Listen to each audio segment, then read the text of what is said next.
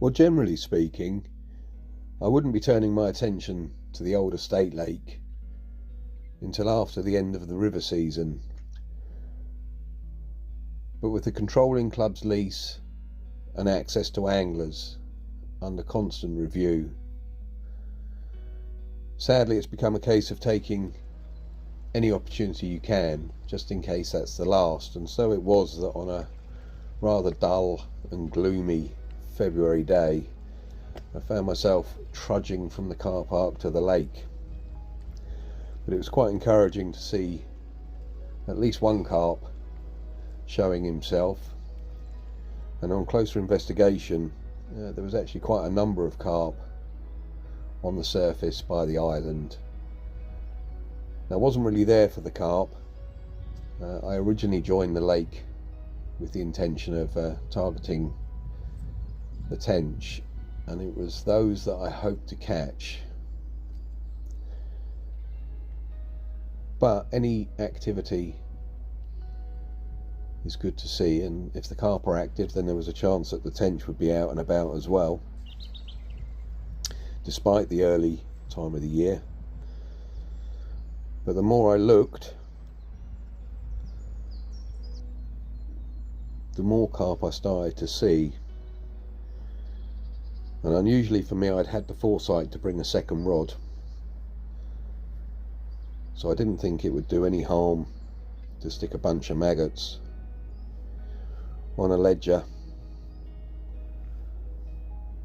and lob that out into the shallows.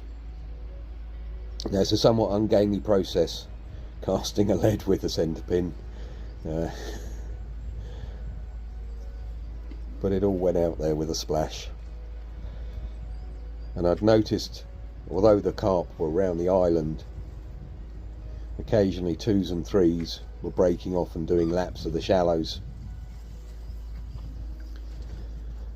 And I thought that maybe a couple of pouches of maggots might be enough to just pique their interest and get them to dip down.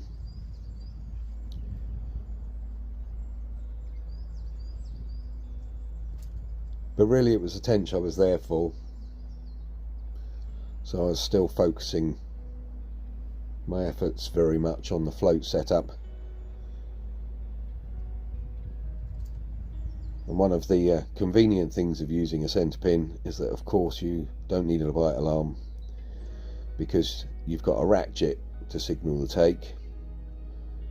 But that does depend upon the angler concerned having the sense to turn the ratchet on. Otherwise the spool spins freely and everything starts to get dragged towards the water before you notice. But luckily I did notice, and luckily the fish was still on, although it soon became clear that it wasn't a carp. It was in fact my intended target species, the tench. So at least I got things half right.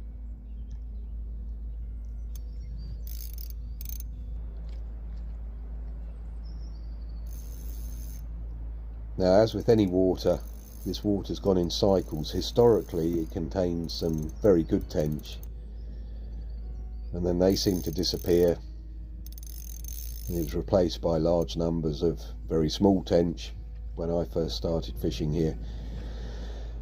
But over the last 10 years or so, these fish have increased in size, and now they're really quite a good average. Probably the average is over 4 pounds now,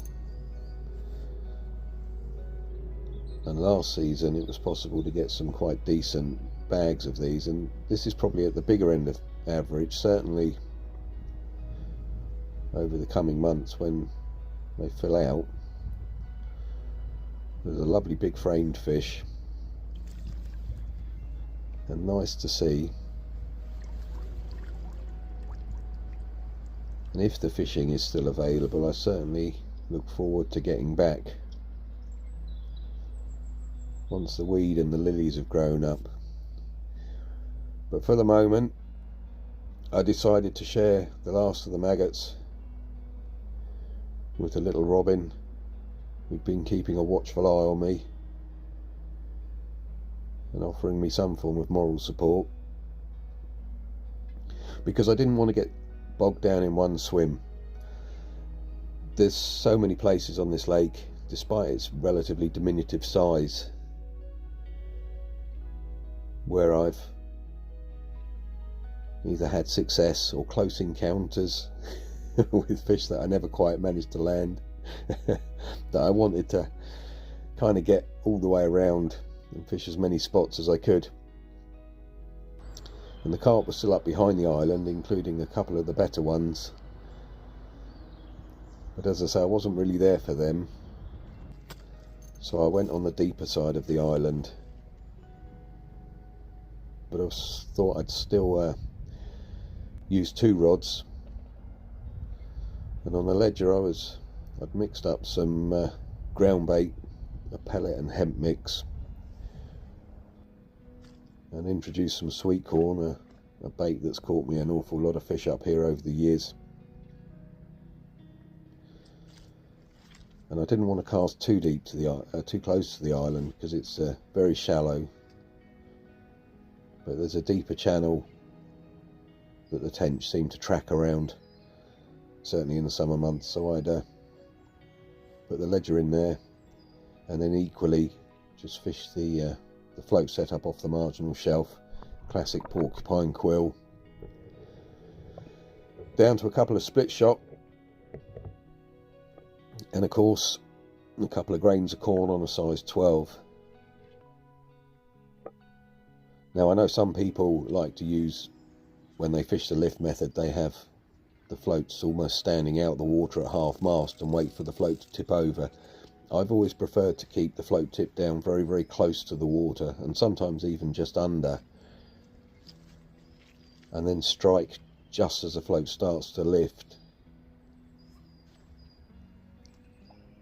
Whether that's a more effective or efficient way of doing it, I don't know, but it works for me, so that's the way I've always kind of gone with.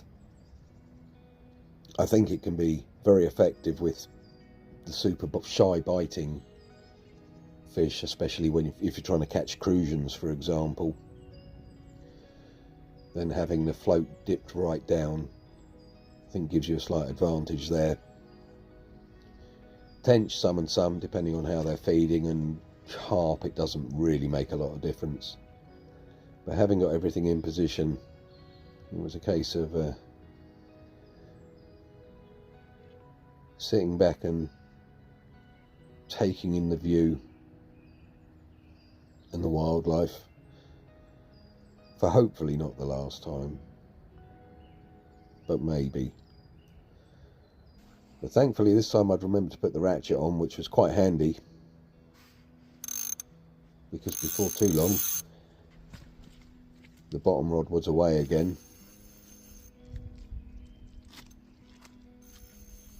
And whilst with the first fish it was clear it wasn't a carp, wasn't a carp, it was a tench. With this fish it was clear it wasn't a tench, it was a carp, and quite a good one at that, and it was doing its utmost to get round the back of the island. And when playing fish in this sort of situation, you often find that less is more. By easing off on the pressure, the fish doesn't pull back so hard, and you can cajole it and encourage it out towards open water. But you do of course need to be ready to clamp down if the fish make a sudden break for it. And this one was trying to get down the narrow side of the island, so there was a point where I had to sort of clamp the spool and bend into it.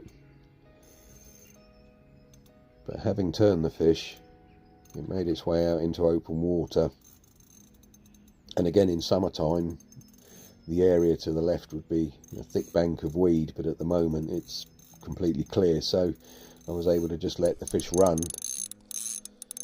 and enjoy the sound of the centre pin ticking away. And with each run I gained slightly more line than I lost. And when you see the surface of the lake lift up like that, you know you're attached to one of the better fish. Now most of the bigger fish in this lake are mirror carp, and the commons typically are what we'd call Sussex cricketback commons, so stunted and dark and rather lean looking, but with each glimpse I got of this fish it seemed to look a little bit longer, and every time it looked a little bit longer it looked a little bit wider, and every time it looked a little bit wider it looked quite a bit deeper than usual. So it was clear that I was connected to one of the bigger commons in the water. I'm not entirely sure how big that they go, but this was certainly at the bigger end, and I was rather relieved that when after a 15-minute fight I managed to get her safely in the net.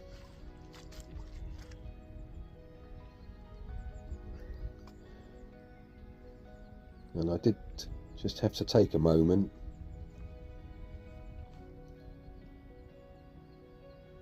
after all. I'd only come up for an afternoon's gentle tench fishing, and instead it ended up catching what is certainly one of the biggest commons I've caught from here, and possibly the biggest common I've caught from here. Now I could have weighed the fish, and maybe I should have weighed the fish, but for a lake that's offered me so much intrigue and mystery over the last decade and a half, somehow it seemed fitting to leave a little bit of mystery over what may well be my last capture.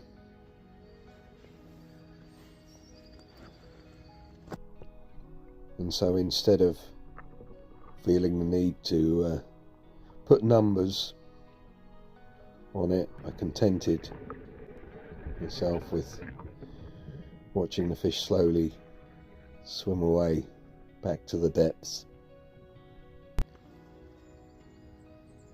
And as the evening drew in, I reflected on the fact that there's lakes where I've caught more fish, there are lakes where I've caught bigger fish, but I don't think there's ever been a lake that's caught my imagination quite like the Old Estate Lake.